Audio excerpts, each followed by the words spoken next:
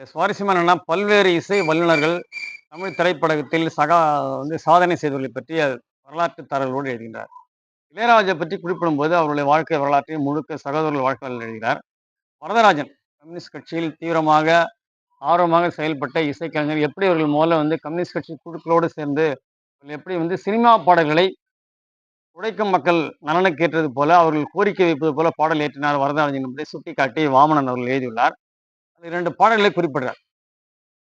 சிவாஜி படம் ஊட்டுவிரை அவர்கள பூமாலையில் இருக்கும் எல்லாம் அறிஞ்ச பாட்டு. அந்த பாட்ட என்ன பண்றாரு வரதராஜன் ஒரு ஒரு மெட்டு போட்டு எழுதுறாரு. வியட்நாம் புரட்சிக்கு பிறகு அந்த சூழலை விளக்கி ஒரு பாட்டு பாடுறாங்க.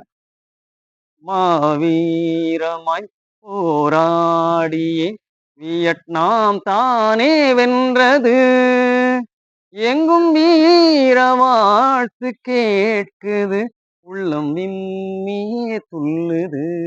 இப்படி பூமாலை பாடலை மிக சிறப்பாக வரதராஜன் அவர்கள் மெட்டமைத்து பட்டி தொட்டி எங்கும் பாடியுள்ளார்.